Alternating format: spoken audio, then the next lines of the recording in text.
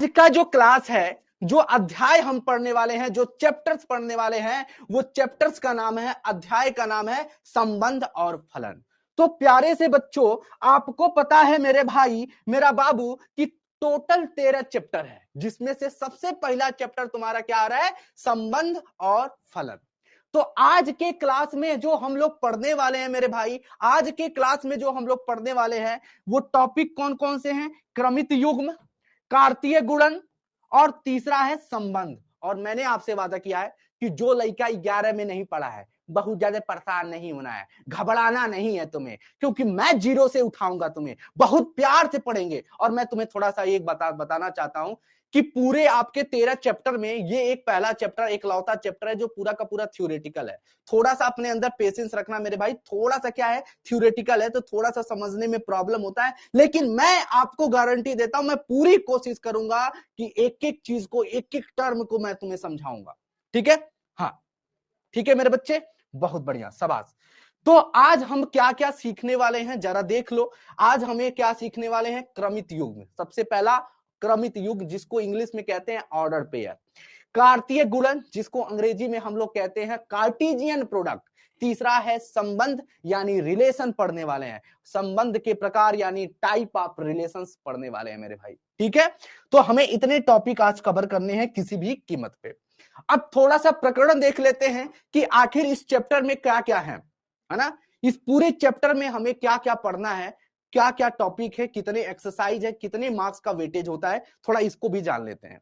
तो मेरे बच्चे, सबसे पहला टॉपिक आपको क्रमित युग्म पढ़ना है। सबसे पहला टर्म जो इसमें यूज होने वाला है, कार्तीय गुणन क्या होता है इसको समझना है। संबंध क्या होता है, संबंध के प्रकार कितने होते हैं ये पढ़ने हैं। संबंध के कई प्रकार होंगे, जिसमें 11 के भी कुछ संबंध है और 12 के भी कुछ संबंध है। तो 11 के संबंध और 12 के दोनों के संबंध हम पढ़ने वाले हैं, लेकिन जो मोस्ट हमें फोकस करना है वो किस पे? 12 वाले संबंध पे फोकस करना है। पिछला संबंध कौन देखता है?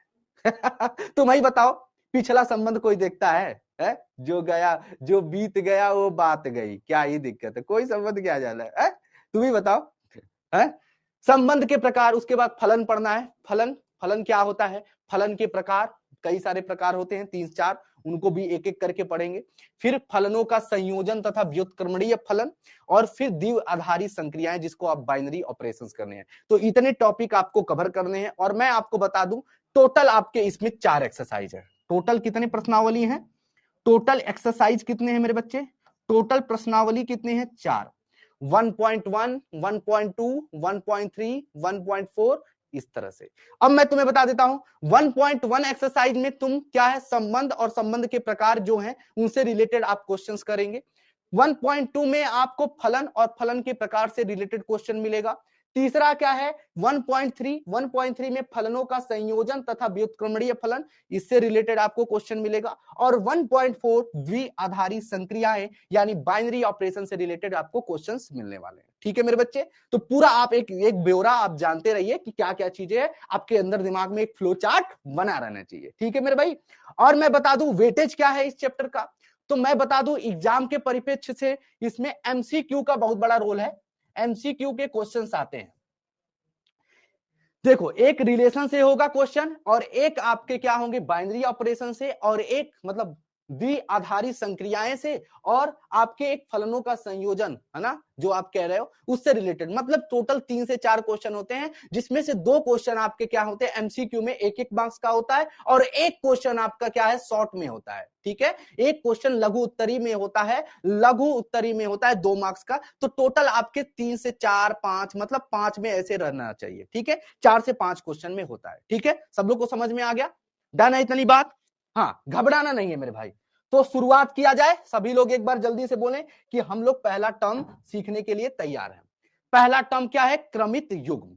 जल्दी से एक बार हमें प्यारे बच्चों एक बार बता दे, कितने बच्चे लाइव हैं इस समय? कितने बच्चे लाइव हैं, एक बार जल्दी बताइए।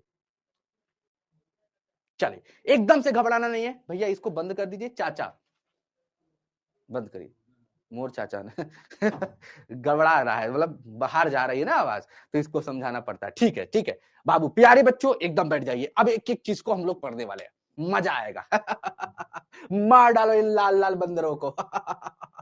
क्रमित युग्म, जिसको अंग्रेजी में हम लोग क्या कहते हैं, आर्डर पेयर। तो इंग्लिश का टर्म तुम्हें थोड़ा बहुत जानना चाहिए, बहुत ज्यादा नहीं।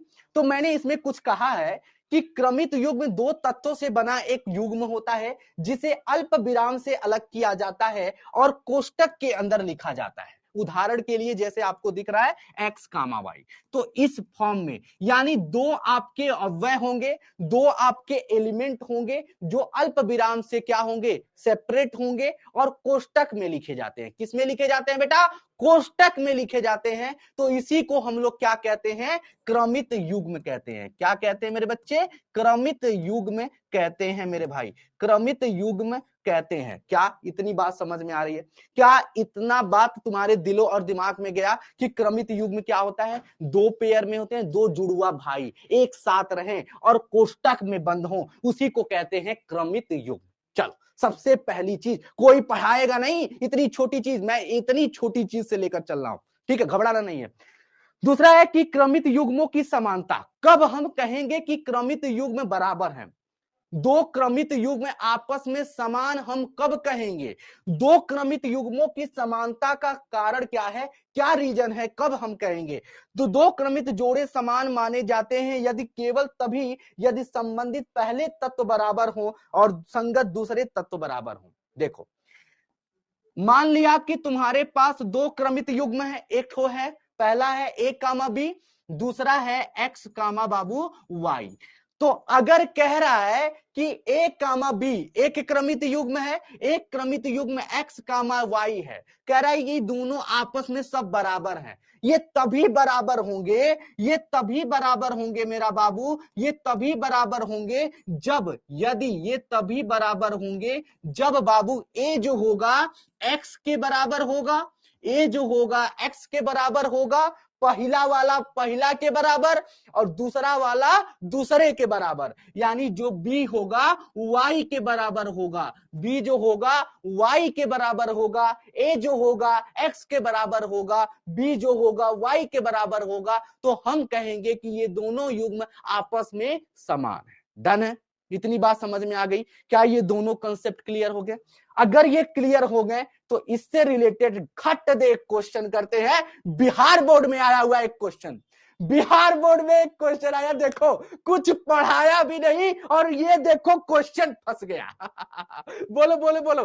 पहला क्वेश्चन, यदि x और y का मान ज्ञात कीजिए, यदि 2x-3 और y+1 जो है बराबर है इसके, तो बताइए x और y का मान क्या होगा, x और y का मान क्या होगा? तो सबसे पहले मेरा बच्चा इसमें जो पहला वाला होगा ना, तो दो युग्म बराबर तभी होते हैं जब पहला पहला के बराबर और दूसरा दूसरा के बराबर होता है, तभी तो कंडीशन होता है। पहला क्या है, 2x-3, ये किसके बराबर होगा, x+5 के, किसके बराबर होगा, x+5। दूसरा दूसरा के बराबर होता है, तभी तो कंडीशन होता है। पहला क्या है, 2x-3, ये किसके बराबर होगा, x+5 के, किसके बराबर होगा, x+5 के बराबर होगा मेरे बच्चे। बोलो, ठीक है? तो 2x-3, अब देखो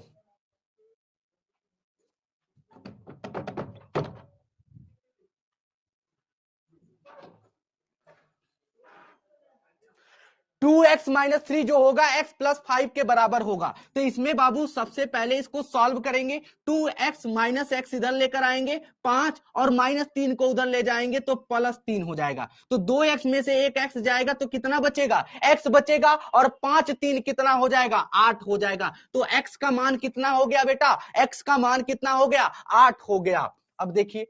अब देखिए उसके बराबर होगा, दूसरा वाला दूसरे के बराबर होगा, y+1 किसके बराबर होगा, 7 के बराबर होगा मेरे भाई। y+1 जो होगा 7 के बराबर होगा, तो y इक्वल टू क्या होगा, 7 - 1, यानी y की वैल्यू कितनी हो जाएगी मेरे बच्चे, 6 हो जाएगी। सभी को पता है, अब आ गया। वीडियो में प्रॉब्लम थी क्या, अभी ठीक है, अभी ठीक है, अभी ठीक है? सॉरी बच्चा, गड़बड़ा जा रहा है, टेक्निकल थोड़ा सा इशू हो जाता है, लाइट चली गई थी, नेट चला जाता है। ठीक है, सॉरी बेटा, मैं अपनी तरफ से बोल रहा हूँ, फिर से समझा रहा हूँ, फिर से समझा रहा हूँ, फिर से समझा रहा हूँ मेरे भाई। देखो घबराना नहीं है, घबराना नहीं है, मेरी गलती मान लेता हूँ। सुनो, घबराना नहीं है। कह रहा है कि ये दो क्रमित युग्म आपस में बराबर हैं, तो बताइए एक्स और वाई का मान क्या होगा। तो एक्स और वाई के मान के लिए कंडीशन ये है कि इसका पहला वाला पहला के बराबर होगा, यही तो मैंने बताया। दूसरा वाला दूसरे के बराबर होगा, यही तो बताया। तो 2x-3 किसके बराबर होगा, x+5 के। तो देखो ई है बायां पक्ष और ये है दायां पक्ष, तो 2x और x को इधर बुलाया, तो ये प्लस है तो इधर आएगा तो कितना हो जाएगा, माइनस हो जाएगा। इधर 5 है, ये -3 है, तो ऋण 3 जो उधर जाएगा तो धन 3 हो जाएगा, है ना। तो 2x में से एक x जाएगा तो एक x न बचेगा हो, और 5 3 जोड़ोगे तो कितना होगा, 8 होगा ना। तो x का मान कितना निकला, 8 मिला। अब देखिए y+1 यानी दूसरा जो अव्यय होगा, दूसरा नंबर होगा वो दूसरे के बराबर होगा। यह न कंडीशन है, यह न तुम्हारे लगे शर्त रखा है। अब देखो y+1 7 के बराबर है, तो y का मान कितना होगा, 7 - 1 यानी 6। तो आपका कौन सा आंसर करेक्ट होगा, जल्दी से बताइए। 8 और 6 कोनो ऑप्शन में नहीं दिया है क्या, ये तो गड़बड़ा गया, ये तो मोए मोए हो गया। देखो देखो देखो देखो, कोनो ऑप्शन नहीं दिया। 5 3 8, x का मान क्या हो जाएगा, 5 3, अच्छा अच्छा अच्छा, ठीक है। x का मान कितना हो जाएगा, 4 हो जाएगा। 2 से काटोगे तो 4 होगा ना भाई। अब y का मान 6, तो 4, 6 आपका ए ऑप्शन करेक्ट हो जाएगा, ए ऑप्शन करेक्ट हो जाएगा। डन है बच्चे। तो यहाँ पे थोड़ा सा देख लेना मेरे बच्चे कि इसको जोड़ने के बाद कितना मिला था, ये x मिला था। 2x में से x जाएगा तो बोलोगे सर जी x हो जाएगा, और 5 3 8 हो जाएगा, तो x का मान 8 ही आ रहा है। तो यहाँ पे 8 रखना मेरे बच्चे, 8 रखना, 8 रखना। क्योंकि फिर से देखो 2x-3 लिखा है, x+5 लिखा है, x इधर जाएगा तो 2x में से एक x जाएगा, x बचेगा, और 5 3 8 हो गया, तो x का मान कितना हो गया, 8, यानी ए ऑप्शन सही होगा। लेकिन यहाँ पे थोड़ा सा मिसप्रिंट हो गया, 8 होना चाहिए, तो यहाँ पे 8 कर लेना। अब ठीक है, डन है बेटा, सभी को क्लियर है, सभी को क्लियर है, डन है, सभी को क्लियर है, बोलोगे हाँ जी सर। एक रिलेटेड और क्वेश्चन देखते हैं कि यदि x y तुम्हारे पास दिए गए हैं, x, y तुम्हें दिया गया -1 और 4, यानी दो क्रमित युग्म है। x, y बाबू ध्यान से देखिएगा, -1 और 4 के बराबर है, तो 3x + 2y - 4 का मान ज्ञात करिए। तो सबसे पहले देखिए, हमने कहा कि दो क्रमित युग्म तभी बराबर होंगे जब इसका पहला पहला के बराबर होगा। x किसके बराबर होगा, -1 के। y किसके बराबर होगा बाबू, 4 के। यही तो होगा, यही तो कंडीशन है। तो x का मान कितना मिला, -1, और y का मान कितना मिला, 4 मिला। तो बताइए 3x + 2y - 4 का मान क्या होगा, जल्दी से बताइए। 3x + 2y -4 का मान क्या होगा। तो कुछ नहीं करना है, कुछ करना है, आप ही बताइए, कुछ करना है सर जी, कुछ नहीं। 3 और x का मान कितना है, -1, यहाँ पे -1 रख देंगे। 2 गुणे y का मान कितना है, 4, तो यहाँ पे 4 रख देंगे, और -4 लिखा है, -4 लिख देंगे। अब इसको सॉल्व करेंगे तो 3 1 कम 3, -3, 2 चौको 8, और -4, यही तो होगा। तो 4 3 बताइए, 4 3 कितना होगा, 4 3 माइनस माइनस प्लस, यानी -7 और +8, -7 + 8, माइनस प्लस माइनस क्या होता है, माइनस होता है। 8 में से 7 जाएगा तो कितना बचेगा, 1 बचेगा ना। तो इसका आंसर क्या आएगा, सभी भाइयों बताओ, 1 आएगा ना।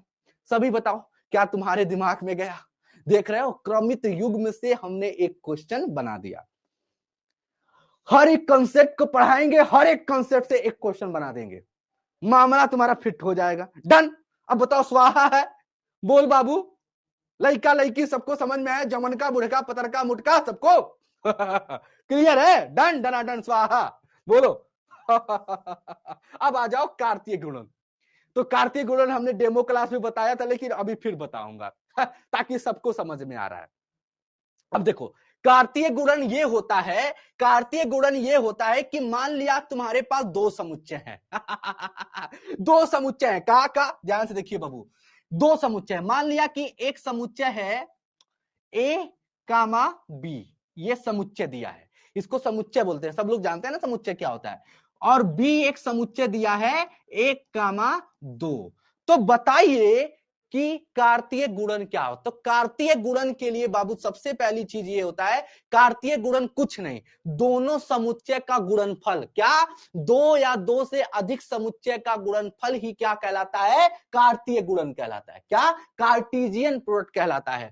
तो इसको डिनोट कैसे करते हैं बाबू? ए क्रॉस बी से। क्या? ए क्रॉस बी से। इसी को कहते हैं बाबू कार्तीय गुणन। किससे? कार्तीय गुणन ए क्रॉस बी। तो जल्दी से बताइए इसका ए क्रॉस बी क्या आएगा? जल्दी से बताइए ए क्रॉस बी क्या आएगा? तो बोलोगे सर जी 1,1 है ना, 1,1 बोलो, हो गया, डन है। 1,2 क्या? 1,2 बोलो, डन है। अब खत्म बवाल। अब बी के साथ एक जाएगा, बी के साथ एक जाएगा और बी के साथ 2 जाएगा, डन। और ये रहे इसके क्या? कार्तीय गुणन। क्या? ये रहे इसके कार्तीय गुणन। अच्छा, मैं आपसे पूछना चाहता हूं, ये तो ए क्रॉस बी हो गया, और इसी में अगर पूछ देता मेरा बाबू, मेरा बच्चा, कि बी क्रॉस ए बताइए, क्या? बी क्रॉस ए बताइए, तो बाबू क्या कहते? देखो, बी क्रॉस में उलट पलट जाता सब मामला। तो 1, ए हो जाता। क्या हो जाता? 1, ए। फिर 1, बी हो जाता। क्या? 1, बी हो जाता। समझ में आ रहा ना? फिर 2, ए होता। क्या? 2, ए होता। 2, बी हो जाता। बाबू ध्यान से देखिएगा, 2, बी हो जाता। डन। ये बी क्रॉस ए हो गया, ए क्रॉस बी हो गया। इसी को कहते हैं कार्तीय गुणन। बोलो स्वाहा है, बोलो स्वाहा है। स्वाहा है ना बेटा? कार्तीय गुणन, कार्तीय गुणन सबको समझ में आ रहा है?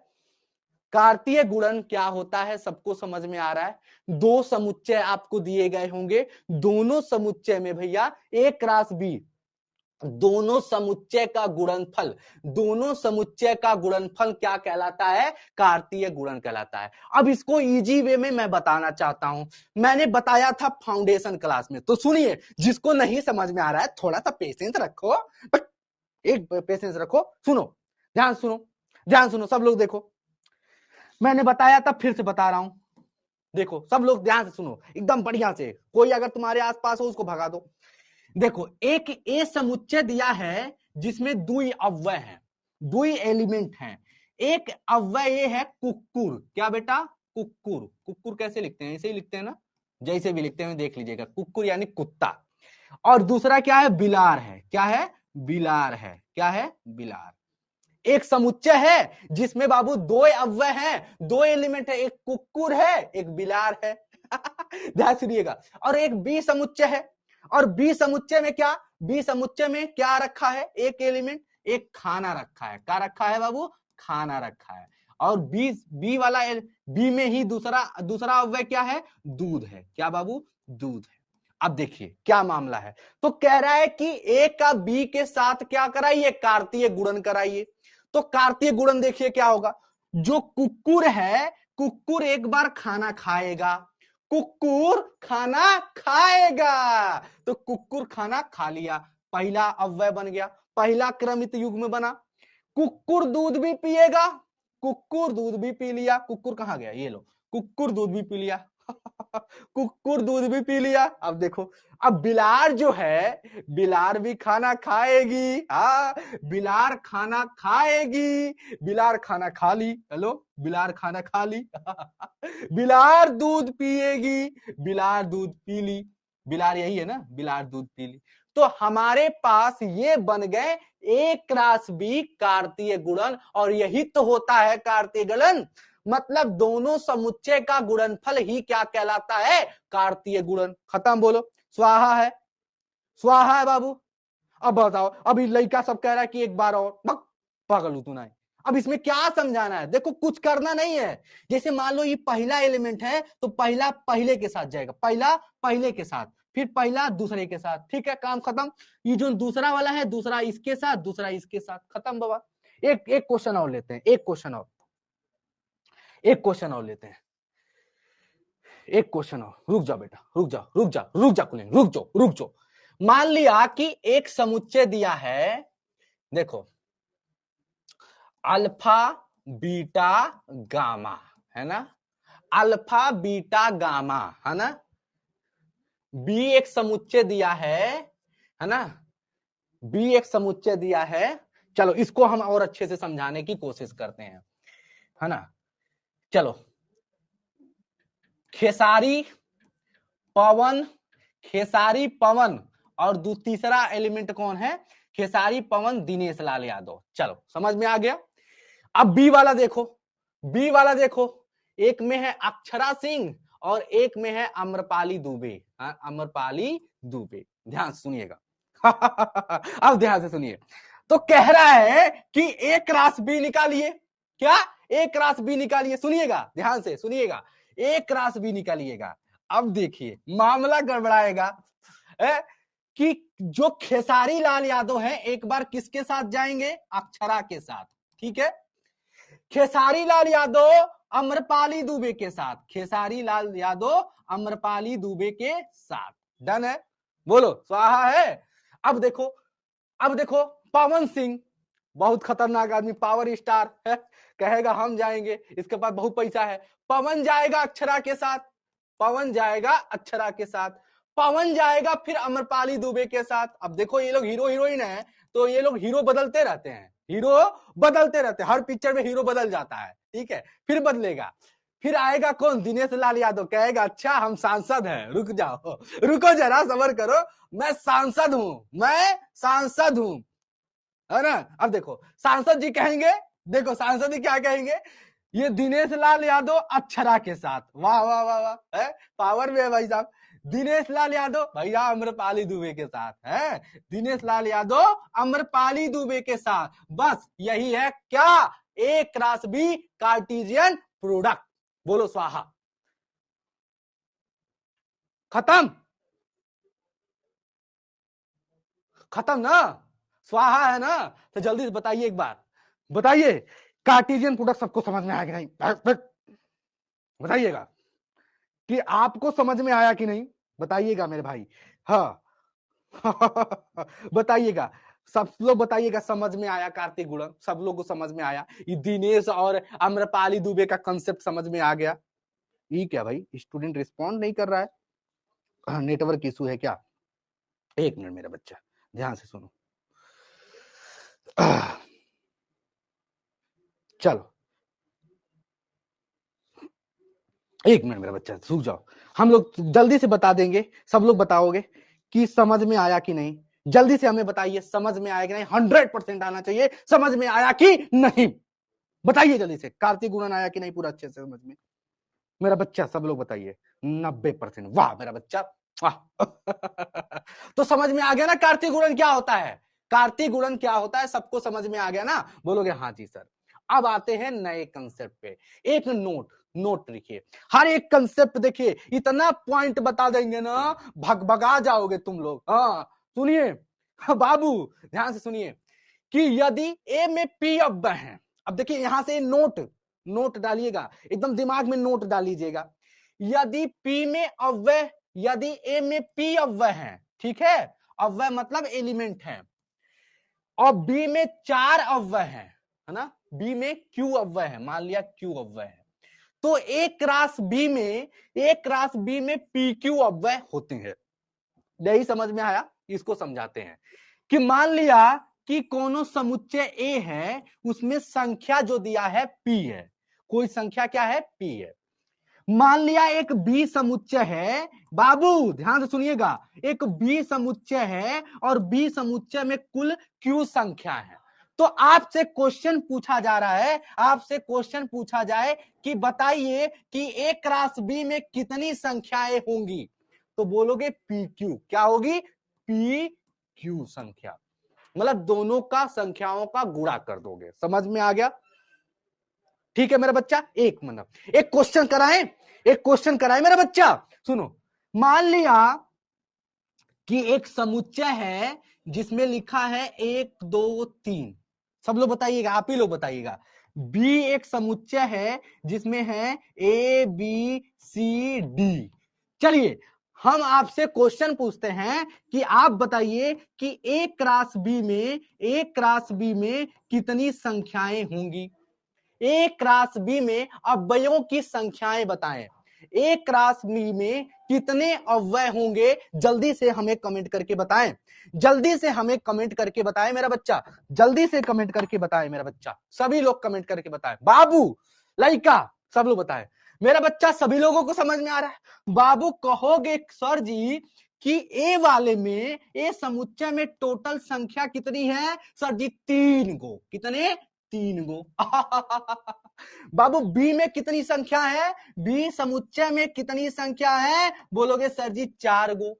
तो बताइए एक राशि बी में कितनी संख्याएं होंगी? तो बोलोगे सर जी कुछ नहीं, पी क्यू कर दीजिए, यानी 3 गुणे 4, टोटल कितनी संख्या है? बोलोगे सर जी 12। खत्म, स्वाहा। डन है? बोलो डन है? बाबू कुछ था इसमें? बाबू कुछ था क्या? बोलो स्वाहा हुआ। ओ लल्ला लल्ला लल्ला लल्ला लोरी, दूध में कटोरी। लो भैया, बिहार बोर्ड में आया हुआ क्वेश्चन 2019 में। अब देखिए मामला फंसा दिया फिर से, देख रहा है? दम बाबू एकदम से तुमको कुछ करना नहीं है, एकदम झूम के पढ़ना है, मजा आ जाएगा। आप बताइए मेरा बच्चा कि मान लिया कि P एक कोई समुच्चय है, उसमें नंबर ऑफ संख्या कितनी है? नंबर ऑफ एलिमेंट कितने हैं? और वह की संख्या कितनी है? 4 है। Q में कितनी संख्या है? 3 है। तो बताइए P क्रॉस के Q के अवयवों की संख्या बताइए। P क्रॉस Q के अवयवों की संख्या बताइए। कौन सा ऑप्शन करेक्ट है मेरा बच्चा? कौन सा ऑप्शन करेक्ट होगा मेरा भाई? बोलो। जानू बाबू, तो बाबू P में कितनी संख्या? P में कितनी संख्या है? P समुच्चय में कितनी संख्या? 4। Q में कितनी संख्या? बोलोगे सर जी 3। तो P क्रॉस Q यानी कार्तीय गुणन के अवयवों की संख्या कितनी होगी? तो बोलोगे सर 4 गुणे 3 यानी 12, यानी टोटल कितनी होंगी संख्या? 12, यानी ए ऑप्शन करेक्ट हो जाएगा। बोलो स्वाहा, बोलो स्वाहा। मार डालो इन लाल लाल बंदरों को। तो इसी बात पे पोल करा दिया जाए। बोलो पोल करा दिया जाए। बोलो बोलो बोलो मेरा बच्चा, पोल करा दिया जाए। बोलो, अरे बोलो बोलो समझ में आया कि नहीं? बोलो आया कि नहीं? 100% आना चाहिए। लड़का, जवान, बुढ़वा, पतरका, मुटका सब कमेंट करेगा। कमेंट कर बेटा। 95%। 5% लोगों को क्यों नहीं आया? 5% लोगों को क्यों नहीं आया? मेरा बाबू क्यों नहीं आया रे? हैं? सब गड़बड़ आदमी है तुम, पगला। बाबू क्या दिक्कत है? बोलो स्वाहा।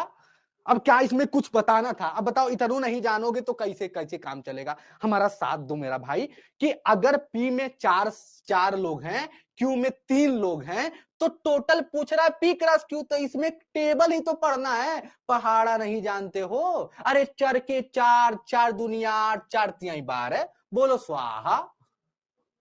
बस चलो आगे बढ़ा जाए मेरा बच्चा लोग, सब लोग बताइए। चलिए एक उदाहरण और लेते हैं कि 2 समुच्चय दिया गया है, तो 2 समुच्चय में C दिया गया है।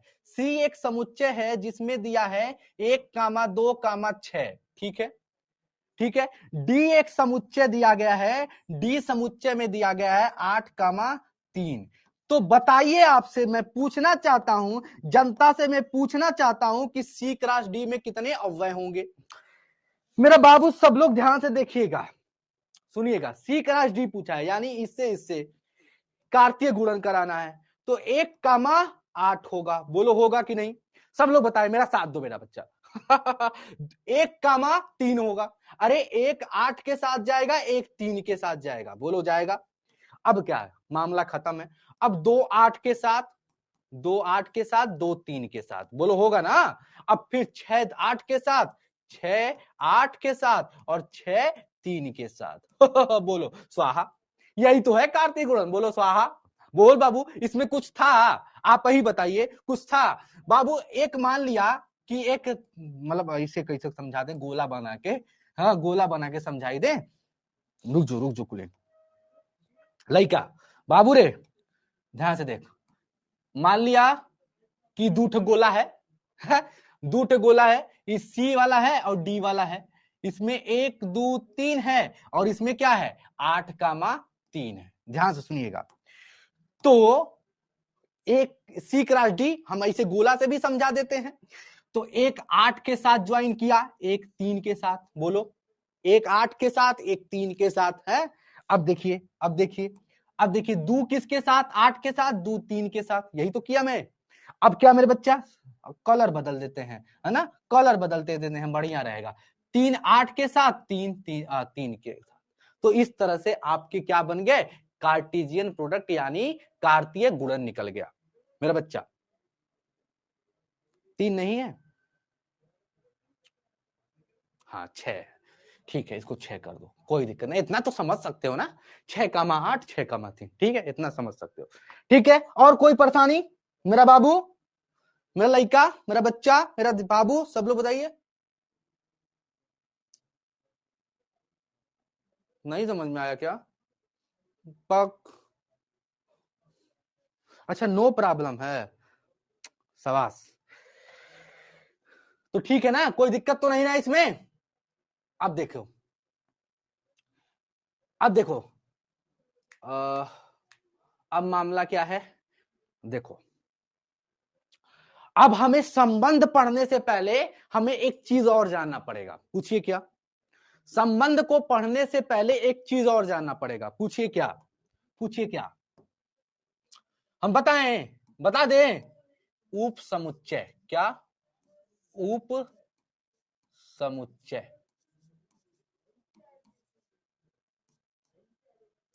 उप समुच्चय क्या बोलते हैं? उप समुच्चय को समझना पड़ेगा। अच्छा, थोड़ा सा अंग्रेजी भी जान लेते हैं कि उप समुच्चय को अंग्रेजी में क्या कहते हैं, थोड़ा सा जान लो, टर्म्स जानते रहो। सबसेट कहते हैं, क्या कहते हैं? सबसेट कहते हैं। क्या कहते हैं मेरे बच्चे? सबसेट कहते हैं। मेरे बाबू सब लोग ध्यान से देखिएगा, उप समुच्चय यानी क्या हम लोग पढ़ने जा रहे हैं? उप समुच्चय। इस सारे टर्मिनोलॉजी को हम लोग समझेंगे ताकि हमें परेशानी कोई भी ना हो। उप समुच्चय क्या होता है? देखो, उप समुच्चय ये होता है, मैं इसको एग्जाम्पल के थ्रू, एक उदाहरण के थ्रू हम समझाएंगे। हाँ, पूरा तुम्हारे दिमाग में फिट हो जाएगा कि उप समुच्चय क्या होता है। तो उप समुच्चय कुछ और नहीं मेरा बच्चा है, कि मान लिया कि एक समुच्चय दिया है ए, एक समुच्चय ए दिया है, जिसमें मान लो रामू, रामू, इसको रामू लिखते हैं, क्या मेरा बच्चा? रामू, और रामू एक दामू, ये दो भाई हैं, क्या मेरे बच्चे? दो भाई हैं, रामू और दामू दो भाई हैं। समझिएगा इसको, एकदम प्यार से समझिएगा, उप समुच्चय क्या होता है। रामू और दामू दो भाई हैं, एक समुच्चय में बना हुआ है।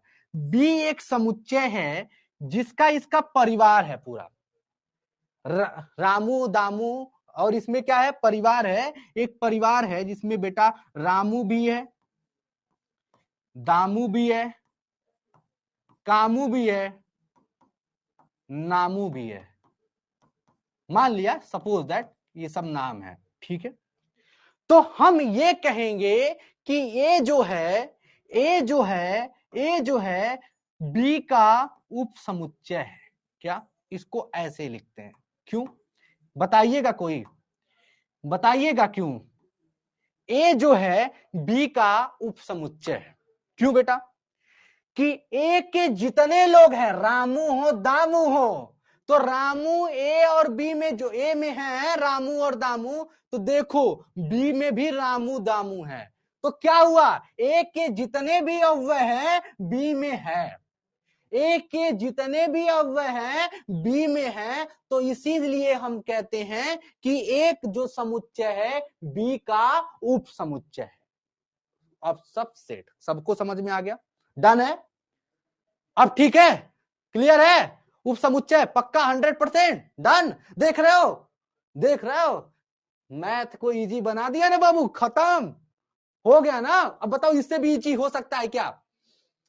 रामू और दामू, एक ए है, एक ए है, एक ए समुच्चय है, और एक बी समुच्चय है जिसमें रामू दामू कामू नामू बहुत सारे लोग हैं। तो ए वाला समुच्चय बी का उप समुच्चय है। समझ में आ गया? डन है? खत्म बवाल, खत्म। ठीक है, एक और एग्जांपल, एक और एग्जांपल, एक और एग्जांपल, एक और एग्जांपल ले लेते हैं, थोड़ा सा बच्चों को समझ में आ जाए। मान लिया कि एक ए समुच्चय है जिसमें मान लो दिया है 1,2, ठीक है, 1,2, ठीक है। बी एक समुच्चय है जिसमें दिया है 2, 3, 1, 4, 5, ठीक। तो हमसे बताइए क्या ए बी का समुच्चय उप समुच्चय है? हो गया ना, बोलो है ना, क्योंकि भैया ए के सारे अव्यय जो हैं बी में प्रेजेंट हैं, बी में हैं, बी में उपस्थित हैं। देखो 1,2, इसमें भी 1, इसमें भी 2, तो इसलिए इसी को उपसमुच्चय कहा जाता है। लेकिन अगर आपसे यही पूछा जाता क्या ये चीज जो है संभव है, सी लिखा जा रहा है ना, इसको इसको सी मत समझना मेरे बच्चे, इसको सी मत समझना, इसको ऐसे समझो। क्या ये चीज सही है? ये चीज नहीं सही है। बी के सारे अव्यय ए में नहीं है, तो इसका उल्टा वाला चीज नहीं सही है। समझ में आ गया ना, ये ऊपर वाला सही है, नीचे वाला नहीं सही है। डन, बोलो डन है। तो उप समुच्चय भी आपको क्लियर हो गया होगा। बोलो लव यू, बोलो खत्म बवाल, स्वाहा। एक एक चीज को स्वाहा करते हुए चल रहे हैं हम लोग, है ना, पूरा मामला फिटिया देंगे हम लोग। ठीक है, बोलो आगे बढ़ते हैं। अब समझेंगे संबंध क्या है, जो हमारा चैप्टर है संबंध। अब देखो, अब संबंध को समझने में दिक्कत नहीं होगी। अब देखो ये पूरी की पूरी भूमिका बनाया गया। अब संबंध क्या होता है इसको हम लोग समझेंगे। संबंध जो हमारे चैप्टर का नाम है, क्या हमारे चैप्टर का नाम क्या है मेरे बच्चे, सब लोग बताइएगा, हमारे चैप्टर का नाम क्या है? संबंध है। इसको अंग्रेजी में क्या कहते हैं मेरे बच्चे? रिलेशंस कहते हैं। क्या कहते हैं? रिलेशन। हमने हमने अपने डेली लाइफ में बहुत सारे संबंध देखे हैं, और बहुत सारे संबंधों का क्या करते हैं? त्याग कर देते हैं, अपना लेते हैं। हाँ? पापा का, मम्मी का संबंध, फुआ का, काकी का, चाचा का, चाची का, और भी संबंध होता है। आप बता जान रहे हो, जानत हो ना, और भी संबंध होता है। हाँ हाँ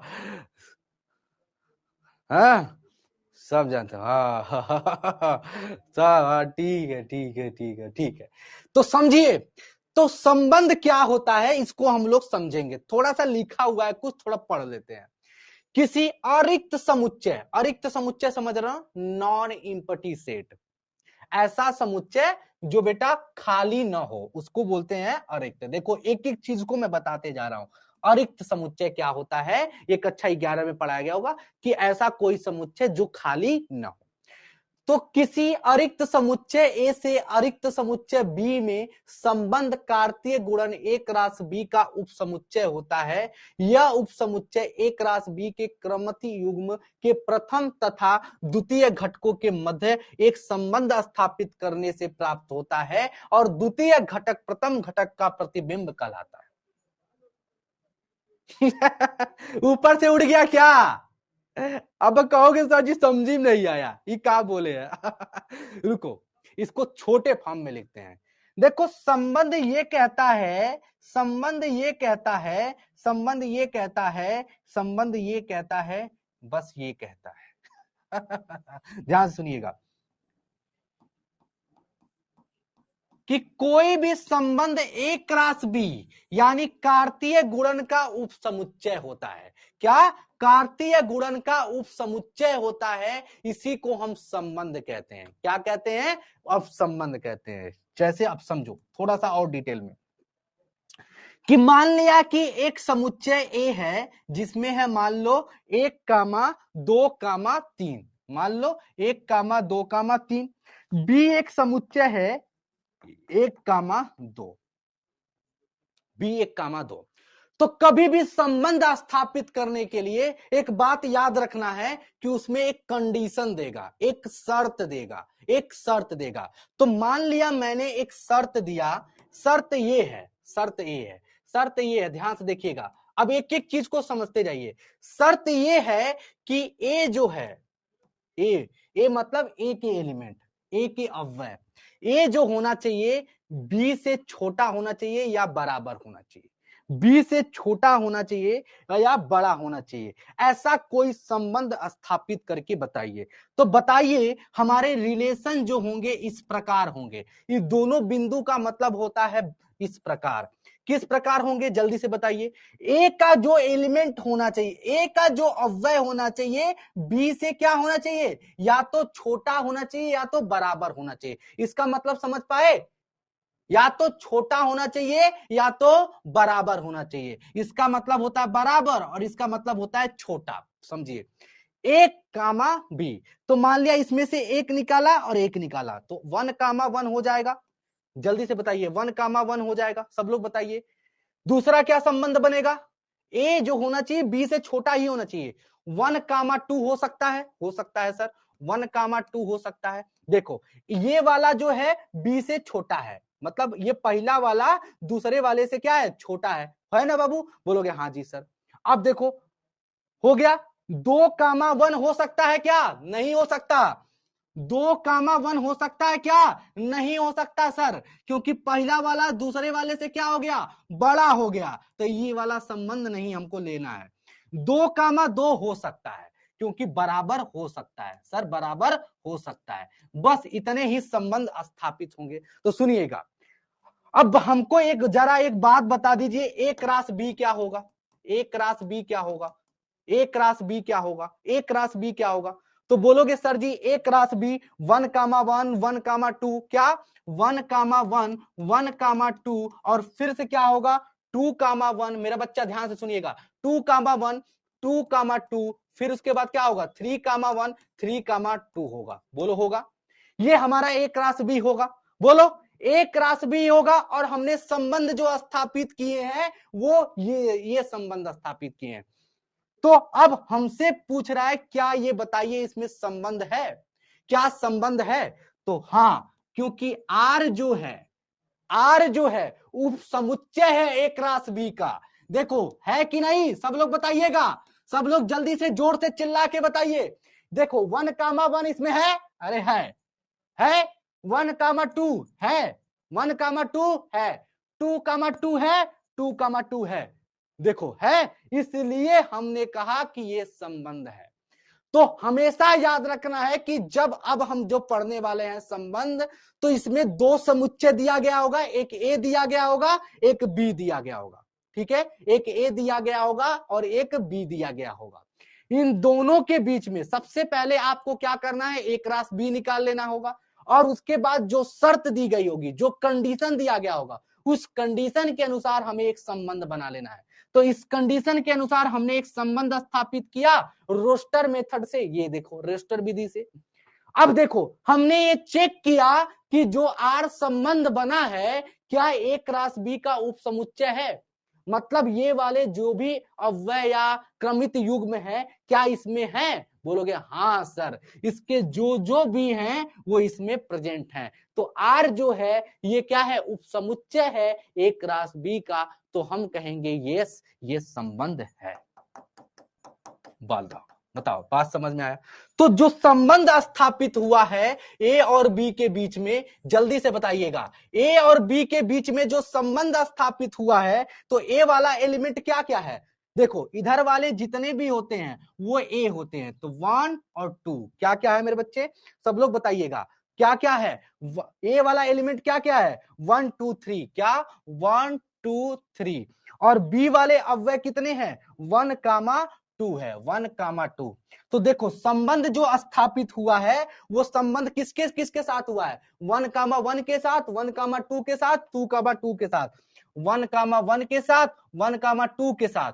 और क्या हुआ है ध्यान से देखिएगा, 1,1 के साथ, 1,2 के साथ और 2,2 के साथ, 2,2 के साथ, यही संबंध स्थापित हुआ है।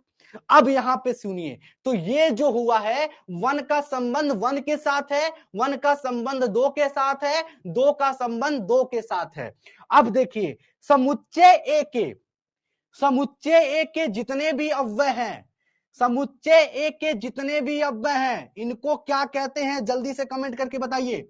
इनको कहते हैं हम लोग प्रांत, क्या कहते हैं मेरे बच्चे, क्या कहते हैं? प्रांत कहते हैं। क्या कहते हैं? सभी लोग नोट करके बताएंगे। समुच्चय ए के जितने भी एलिमेंट होते हैं उसको प्रांत कहते हैं और अंग्रेजी में इसे डोमेन बोलते हैं। क्या बोलते हैं मेरे बच्चे? अंग्रेजी में इसे डोमेन बोलते हैं। खत्म। और बी के जितने भी समुच्चय हैं, बी के जितने भी समुच्चय हैं वो उनको कहते हैं सहप्रांत। क्या? सहप्रांत कहते हैं। क्या बोलते हैं? सहप्रांत कहते हैं। सहप्रांत कहते हैं। क्या? बी के जितने भी अव्यय हैं, बी समुच्चय के जितने भी अव्यय होंगे उन्हें क्या बोला जाएगा? सहप्रांत कहा जाएगा। इंग्लिश में कोडोमेन। क्या? इंग्लिश में कोडोमेन कहा जाएगा। ठीक है, डन है। बोलो। अब देखो, तीसरा चीज हमें सीखना है जो बहुत इंपॉर्टेंट है, जो बहुत इंपॉर्टेंट है कि जो ए से बी में बी वाले का वो अव्यय जो ए के साथ संबंध सिर्फ स्थापित किया है, संबंध स्थापित किया है, वो कहलाते हैं परिसर। क्या कहलाते हैं? परिसर या परास कहलाते हैं, रेंज जिसको कहते हैं। तो भैया 1,2 ये 1,2 क्या कहलाएगा? परिसर कहलाएगा। क्या कहलाएगा? परिसर कहलाएगा। क्या कहलाएगा? परिसर। परिसर यानी इंग्लिश में रेंज कहते हैं। क्या कहते हैं? रेंज या परास भी हम लोग कह सकते हैं। समझ में आ गया? समझ में आ गया मेरा बच्चा? समझ में आ गया? देखो फिर से हम समझाते हैं, फिर से समझाते हैं। देखिए, ए के जितने भी एलिमेंट होंगे चाहे वो संबंध में हो या ना हो, ए के जितने भी अव्यय हैं चाहे संबंध में हो या ना हो, उनको हम लोग प्रांत कहते हैं। क्या कहते हैं मेरा बच्चा? प्रांत। सब लोग मेरे साथ बोलो। ए के जितने भी अव्यय चाहे संबंध हो या ना हो उसको हम लोग क्या कहते हैं? प्रांत कहते हैं, डोमेन कहते हैं। डोमेन कहते हैं इंग्लिश में। ठीक है, बोलो क्लियर है? दूसरी बात, बी के जितने भी अव्यय हैं, बी के जितने भी अव्यय हैं, बी के जितने भी अव्यय हैं उन्हें हम लोग क्या कहते? परिसर कहते। क्या कहते मेरे बच्चा? परिसर कहते। परिसर यानी सॉरी बी के जितने भी अव्यय हैं सहप्रांत कहलाते। क्या कहलाते? बी के जितने भी अव्यय हैं वो क्या कहलाते हैं? सहप्रांत यानी अंग्रेजी में कोडोमेन कहते हैं। अब देखो तीसरा का जो टर्म्स है थोड़ा सा समझने वाली बात है। तीसरा का आता है परिसर का। परिसर वो होता है जो बी समुच्चय में ही होना चाहिए अव्यय, लेकिन वो संबंध में होना चाहिए। लेकिन सहप्रांत का क्या है? चाहे संबंध में हो या ना हो, बी के सारे अव्यय जो होते हैं कोडोमेन यानी सहप्रांत होते हैं। समझ में आया? चाहे संबंध में हो या ना हो, बी के सारे अव्यय क्या होते हैं? सहप्रांत होते हैं, कोडोमेन कहलाते हैं। लेकिन परिसर या परास या रेंज जिसको हम कह रहे हैं वो तभी होगा जो संबंध स्थापित करेगा। यानी बी के वो अव्यय जो संबंध में होंगे, क्या? जो संबंध में होंगे उन्हें क्या कहा जाएगा? परिसर यानी रेंज कहा जाएगा। अब डन है? अब डन है? अब डन है? चलो एक ठो और ऐसे गोला बना के हम तुमको दिखा देते हैं। हमसे आप लोग बताइएगा, मान लिया, सुनिएगा, मान लिया अभिषेक है ना, अभिषेक है, किशन है और राम है, रामू है, और ठीक है इस तरह से कुछ है। और ए आपके पास समुच्चय दिया गया है, बी आपका एक समुच्चय दिया गया है, बी आपका एक समुच्चय दिया गया है जिसमें भी कुछ अव्यय हैं, जिसमें मान लिया प्रीति है, प्रिया है और प्रियांशी है, और एक मान लीजिए कल्पना है। ठीक है, मान लीजिए एक कल्पना है। ठीक है, ध्यान से सुनिएगा, ध्यान से सुनिएगा। तो ए का संबंध मान लीजिए पी के साथ है और के का संबंध प्रिया के साथ है, आर का इसके साथ है। अब हमको बताइए, अब हमको बताइए, संबंध स्थापित मैंने करा दिया है। मैं आपसे क्वेश्चन पूछता हूं, इसमें बताइए प्रांत क्या है? इसमें प्रांत क्या है? प्रांत यानी डोमेन क्या है? प्रांत यानी डोमेन क्या है? प्रांत यानी डोमेन क्या है? सब लोग बताइए, प्रांत यानी डोमेन क्या है? मेरा बच्चा सब लोग बताइएगा, प्रांत यानी डोमेन क्या है? बोलोगे एक के सारे समुच्चय, एक के सारे अव्यय चाहे रिलेशन में हो या नहीं हो वो हमारे क्या कहलाते हैं? प्रांत कहलाते हैं सर। तो यानी ए कामा के कामा आर ये जो होगा प्रांत कहलाएगा सर। खत्म बवाल। चलो आगे बढ़ जाते हैं। अब आपसे पहला हो गया क्वेश्चन। दूसरा क्वेश्चन आपसे पूछना चाहता हूं मैं कि बताइए कि सह प्रांत क्या होगा। क्या मेरे बच्चे सह प्रांत क्या होगा? सह प्रांत जिसको आप लोग क्या बोलते हैं? कोडोमेन बोलते हैं। क्या मेरे बच्चे? कोडोमेन बोलते हैं। तो आपसे अगर मैं पूछूं तो बताइए कि कोडोमेन क्या है सर? कोडोमेन क्या है? कोडोमेन तो बोलोगे सह प्रांत वो होता है कि बी के सारे वो एलिमेंट, बी के सारे वो अव्यय चाहे रिलेशन में हो, चाहे संबंध में हो या नहीं हो, वो सारे के सारे हो जाएंगे। तो क्या क्या है? ए है, पी है और के है। ये क्या होगा? सह प्रांत होगा। डन है। अब देखिए तीसरा मामला क्या आता है? तीसरा मामला आता है परिसर का। क्या? तीसरा मामला क्या आता है? परिसर का। तीसरा मामला क्या आता है? परिसर का। परिसर या परास जो भी बोले आप, या इंग्लिश में इसको बोलते हैं रेंज। तो रेंज क्या होता है?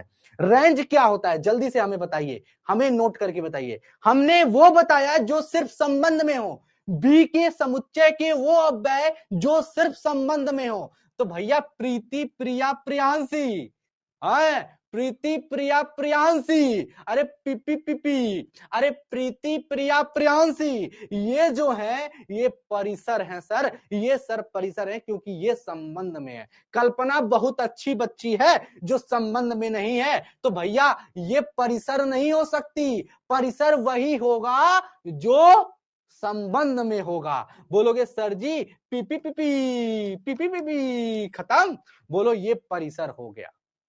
क्लियर है? तो यहां से एक कंक्लूजन बनाना चाहता हूं और वो नोट करके रखिएगा मेरे बच्चे, नोट करके रखिएगा। यहां से मैं एक निष्कर्ष निकालूंगा जो बहुत ही खतरनाक निकालूंगा सर। निष्कर्ष क्या है? जिसको कंक्लूजन कहते हैं मेरा बच्चा। कंक्लूजन निकालूंगा और वो कंक्लूजन क्या है जरा देखिए। जो परिसर है, देखिएगा मैं लिख रहा हूं ध्यान से। जो परिसर है, जो परिसर है वो उपसमुच्चय है। जो परिसर है उपसमुच्चय है किसके? सह प्रांत के। क्या? सह प्रांत के। सह प्रांत के यानी कोडोमेन का। यानी इसको अंग्रेजी में भी हम बोल सकते हैं कि जो रेंज है वो सबसेट है। क्या मेरे बच्चे? सबसेट है वो किसके? कोडोमेन के। क्या मेरा बच्चा? ध्यान से बताइएगा, कोडोमेन का। बत ये आपका एक कंक्लूजन निकला है जो आपसे क्या है क्वेश्चन पूछा जा सकता है, ये आप बताइएगा। डन है? खत्म? डन है? तो ये बात आपको समझ जाना था। ठीक है, बोलो ये कंसेप्ट समझ में आ गया? बोलो समझ में आ गया? बोलो समझ में आ गया? प्रांत था, प्रांत था, सह प्रांत क्या है वो आपने देख लिया, और उसके बाद आपने परिसर भी देख लिया। क्या मेरे बच्चे? परिसर भी देख लिया। ठीक है, तो ये तीनों बातें याद रखना है आज के लिए। प्रांत, सह प्रांत, परिसर। ठीक है, सुनिए मेरा बच्चा, घबराना नहीं है। अब देखिए, अब सुनिए, सुनिए अभी रुक जाओ। अगर मैं पूछूं कि कुल संबंधों की संख्या क्या है, अभी इतना ही रहने दे, अभी इतना ही रहने दे, कल से आगे स्टार्ट करेंगे। कल फिर एक बार हम संबंध और संबंध के टाइप को फिर से बताएंगे। संबंध क्या होता है, हो सकता है कुछ बच्चों को आया होगा, कुछ बच्चों को नहीं आया होगा, तो घबराना नहीं है मेरे बच्चे। ठीक है, मैं कल से फिर से स्टार्ट करूंगा, तो घबराना नहीं है। थोड़ा सा जैसे ये क्या है, थोड़ा सा सुनिए, आप लोग जाइए मत। ये जो चैप्टर है थ्योरेटिकल है, आप खुद देख रहे हो। जिसे सवाल सवाल करने वाला होता, ट्रिग्नोमेट्री का सवाल होता, कैलकुलस होता, अवकलन होता, त्रिकोणमिति होती, तो हम लोग सॉल्व कर लेते है ना। लेकिन ये क्या है, ये थोड़ा सा समझने वाला है, थ्योरी टाइप का है ना। तो थोड़ा सा प्रॉब्लम हो रहा होगा, लेकिन बाबू हम है ना। आपको कार्तीय गुणन समझ में आया, आपको क्रमित युग में आया, उससे रिलेटेड क्वेश्चन देख लिया, संबंध भी आपने देख लिया, सहप्रांत, प्रांत, और आपने क्या देख लिया? तो आपने क्या क्या पढ़ा है आज? आपने क्रमित युग में पढ़ लिया, क्रमित युग में पढ़ लिया मेरे बच्चे, ध्यान से देखो। आपने क्रमित युग में पढ़ा है बहुत तगड़े तरीके से। आपने क्या पढ़ा है? इसके बाद कार्तीय गुणन पढ़ा। आपने क्या पढ़ा? कार्तीय गुणन पढ़ा, कार्तीय गुणन, जिसको आप समझ पा रहे होगे A क्रॉस B। फिर इसमें एक आपने नोट्स पढ़ा कि कार्तीय गुणन की संख्या निकालने के लिए क्या होता है, A क्रॉस B होता है, ठीक है, A क्रॉस B मतलब A में कितने संख्या हैं, B में कितने संख्या हैं, उनका गुणा कर दो। फिर आपने संबंध देखा, संबंध क्या होता है, संबंध क्या होता है एक बार फिर से बता देते हैं कि जो भी रिलेशन होगा, जो भी संबंध होगा, वो कार्तीय गुणन का उपसमुच्चय होगा। कार्तीय गुणन का क्या होगा, उपसमुच्चय होगा। इसको कल से फिर से डिटेल में हम बताएंगे, आपको एकदम अच्छे से बताएंगे, ठीक है। अगर नहीं आया तो बहुत ज्यादा परेशान नहीं होना है। फिर हमने देखा भाई साहब क्या प्रांत क्या होता है, मेरे बच्चे ध्यान से सुनिएगा, प्रांत क्या होता है, सह प्रांत क्या होता है मेरे बच्चे, सह प्रांत क्या होता है। फिर आपने क्या देखा, तीसरी चीज आपने क्या देखी बेटा, तीसरी चीज आपने क्या देखी, परिसर क्या होता है मेरे बच्चे, परिसर क्या होता है वो आपने देख लिया। यानी डोमेन, कोडोमेन और रेंज आपने देखा सर, डोमेन, कोडोमेन और रेंज आपने देखा सर। गृह कार्य ये है, गृह कार्य ये है कि आपको वीडियो एक बार और देखना है, क्या है ना, एक बार और देखना है, एक बार और देखना है, एक बार और देखना है ना, एक बार और देखना है। मेरा यही सजेशन है मेरे बच्चे, एक बार और देखना है वीडियो को, एक बार और देखना है। दूसरा, इसमें आपको एक क्या दी जाएगी, क्लास पीडीएफ जाएगी, उनको नोट कर लेना है। क्या कर लेना है, नोट कर लेना है। क्या कर लेना है, नोट कर लेना है। क्या, नोट कर लेना है, ठीक है मेरे बच्चे। और इनको भैया रिवीजन करना है। तीसरी चीज बच्चा, तीसरी चीज रिवीजन ही करना है। तुम्हें क्या करना है, रिवीजन करना है मेरे बच्चे, रिवीजन करना है, रिवीजन करना है, ठीक है, डन मेरा बच्चा। बस अगली क्लास में हम लोग फिर से पढ़ेंगे कि संबंध क्या होता है। संबंध अगर आप नहीं समझ पाए, संबंध एक बार देखेंगे समझ में आ जाएगा। और संबंध के प्रकार देखेंगे हम लोग, क्या देखेंगे, संबंध के प्रकार देखेंगे। क्या देखेंगे, संबंध के प्रकार, संबंध के प्रकार देखेंगे मेरे बच्चे। क्या देखेंगे, संबंध के प्रकार। संबंध और संबंध के प्रकार हम लोग अगली क्लास में देखने वाले हैं, रिलेशन और रिलेशन टाइप। अगर आपने रिलेशन नहीं समझ पाए, संबंध, तो फिर से अगली क्लास में मिलते हैं और अच्छे से संबंध को पकड़ते हैं, ठीक है, परेशान नहीं होना है मेरा बच्चा, मैं हूं। और डीपीपी जा रही है, जरूर डीपीपी को सॉल्व कर लीजिएगा। उससे रिलेटेड जो भी कोई भी दिक्कत होगी तो हम अगली क्लास में उसको डिस्कस कर देंगे, ठीक है, अगली क्लास में डिस्कस कर देंगे। डीपीपी जरूर बेटा सॉल्व कर लेना मेरा भाई। सभी लोगों को एक बार जल्दी से जो भी है कमेंट, अच्छा बुरा जो भी चीजें हैं, आपको क्या दिक्कत है क्या नहीं दिक्कत है, उसको जरूर कमेंट में करिएगा, ठीक है।